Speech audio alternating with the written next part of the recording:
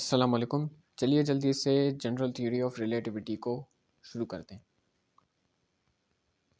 General theory of relativity के बारे में एक चीज़ आपको पता होनी चाहिए कि स्पेशल थ्योरी ऑफ रिलेटिविटी हमने पढ़ी कि वो इनिशियल फ्रेम ऑफ रेफरेंसेस की प्रॉब्लम्स को डील करती है।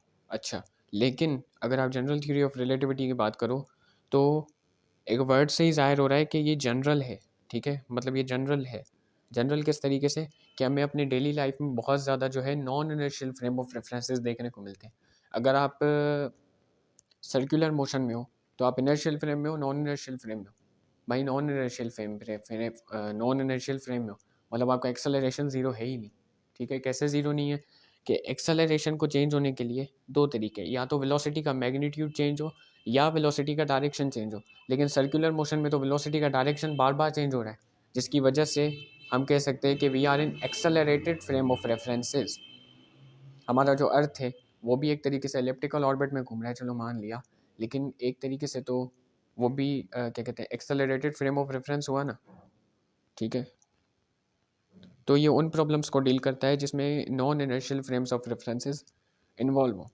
हाँ, अभी पिछली थ्योरी में एक था कि space and time are connected. कैसे कनेक्टेड है ये जनरल थ्योरी ऑफ रिलेटिविटी बताती है कि स्पेस और टाइम क्या है, 4D फैब्रिक की तरह है। ठीक है, अभी 4D फैब्रिक ना आप कुछ अलग तरीके का समझोगे कि आपने जियोमेट्रिकली जो आपने 4D फिगर देखी है, आपको ये दिखेगी कि 3D अपना स्पेस हो गया और 4D उसके ऊपर टाइम है। नहीं, जियोमेट्रिकली आपको ये यहाँ पर ये चीज़, बहुत सारे बच्चे कंफ्यूज होंगे, वो कंफ्यूजन क्लियर कर लूँ। ठीक है, कि एक्चुअल में देखा जाए तो अपना जो स्पेस है वो 3D ही है। जियोमेट्रिकली क्या है, 3D है, मतलब 3 डायमेंशनल है। ठीक है, 4D यहाँ पर क्यों कहा जा रहा है, क्योंकि 4D सिंपली हम ऐड कर रहे हैं, मतलब 4D आखिरी वाला जो 1D जो टाइम है, ठीक है, वो जियोमेट्रिकली जो है चौथा वाला फोर्थ डायमेंशन नहीं है। मतलब स्पेस टाइम जो है वो जियोमेट्रिकली 4D नहीं है। उसको 4D क्यों कहा जा रहा है, उसकी एक वजह है। मतलब अगर आपको ये 4D वाला स्ट्रक्चर देखने को मिल जाए तो आप कहोगे कि ऊपर वाला जो स्ट्रक्चर है वो क्या हो जाएगा, क्या कहते हैं, टाइम। और जो 3D वाला स्ट्रक्चर है, ठीक है, 4D बेसिकली क्या होता है, क्यूब के अंदर क्यूब। अगर आपको 4D इमेजिन करना हो तो उसको आप कैसे करोगे कि एक क्यूब के अंदर एक क्यूब है, तो बाहर वाला क्यूब आप कहोगे टाइम है और अंदर वाला क्यूब आप कहोगे क्या, स्पेस है। लेकिन एक्चुअल में ऐसा नहीं है। स्पेस एक्चुअल में एक क्यूब जैसा ही है। क्यूब मतलब आसान लफ्ज़ों में मैं क्यूब कह रहा हूँ, वैसे मैं 3D कहना चाहता हूँ कि स्पेस एक्चुअल में जियोमेट्रिकली 3D ही है। टाइम को उसके साथ ऐड क्यों किया गया है, 4D फैब्रिक उसको अल्बर्ट आइंस्टाइन ने क्यों कहा, उसकी एक वजह है कि space and time are parts of the something, same thing. ठीक है, कि एक ही चीज़ के ये दोनों हिस्से हैं। ठीक है, मतलब स्पेस और टाइम अलग नहीं है बल्कि कनेक्टेड ही हैं। और कैसे कनेक्टेड है उसकी वजह आप सुन लो कि every event in the universe happens at a place जिसके कोऑर्डिनेट होते हैं x y z and at a moment t. ठीक है, मतलब कोई भी इवेंट इवेंट जो यूनिवर्स के अंदर हैपन हो रहा हो, या दो बॉल्स का गिरना या पंछी का उड़ना या कुछ भी होना हो, ठीक है, वो किसी ना किसी पोजीशन पे हुआ होता है। जो एक्स वाई जेड के कोऑर्डिनेट है वो आपको बताते हैं किस पोजीशन पे हुआ है। वो किसी ना किसी पोजीशन पे या फिर आपको किसी ना किसी जगह पर हुआ होता है और किसी ना किसी टाइम पर हुआ होता है। ठीक है, तो किसी भी इवेंट को डिस्क्राइब करने के लिए आपको दो चीज़ें ज़रूरत है। एक, या तो आपको एक उसकी पोजीशन, दूसरा उसका टाइम। ठीक है, और पोजीशन को डिस्क्राइब करने के लिए देखो 1D 2D और 3D, ये तीन कोऑर्डिनेट्स आपको पता होना चाहिए। तो आप 3D स्पेस में उसकी क्या बताओगे, पोजीशन बताओगे।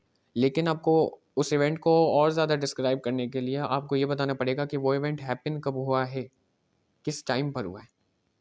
ठीक है, और एक और मैं आपको चीज़ बता दूं, फॉर एग्जांपल एक इवेंट हैपन हुआ, उसकी पोजीशन हुई ये और टाइम हुआ ये, तो ये पूरा का पूरा जो आपका पॉइंट बनेगा ना, ये एक सिर्फ पॉइंट है स्पेस टाइम के अंदर। ठीक है, वैसे तो अगर आप पोजीशन के हिसाब से देखो तो आप पोजीशन का एक पॉइंट लगाते हो इन तीनों के हिसाब से।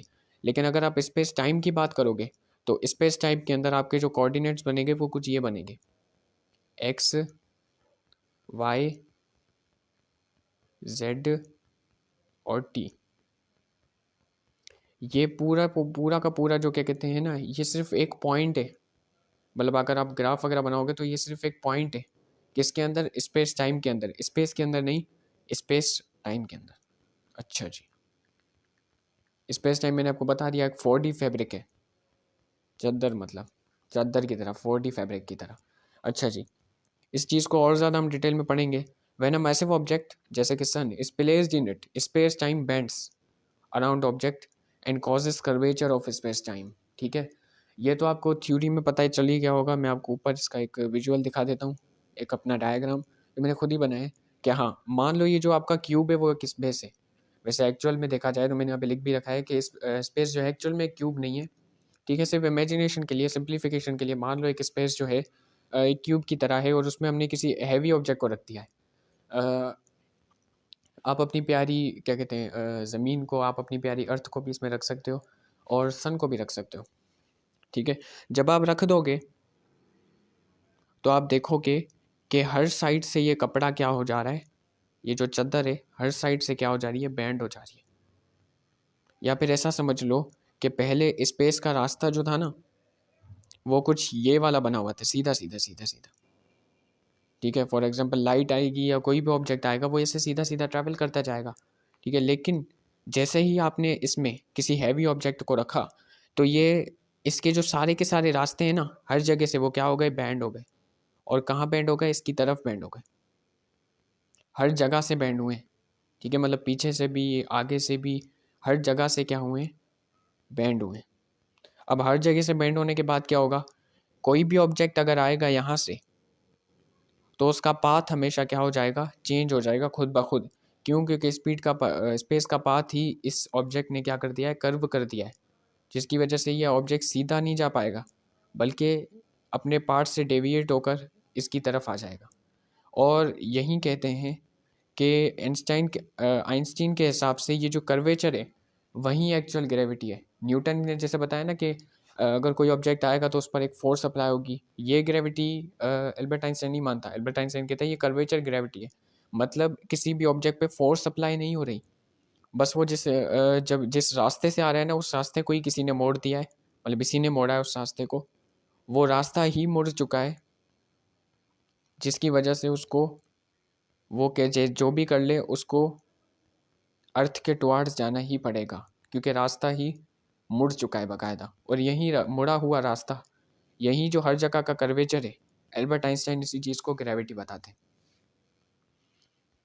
अच्छा, अभी मैंने आपको बताया कि अगर कोई हैवी ऑब्जेक्ट जैसे कि सन अगर रख दिया जाए स्पेस टाइम के अंदर तो स्पेस और टाइम दोनों बैंड होंगे। ठीक है, अब टाइम कैसे बैंड हो सकता है, क्योंकि हमने देखा कि ये कोई टाइम टाइम की तो कोई डायरेक्शन ही नहीं है, टाइम कोई 4D थोड़ी है, तो टाइम बैंड कैसे हो गया। स्पेस टाइम बैंड हुआ है।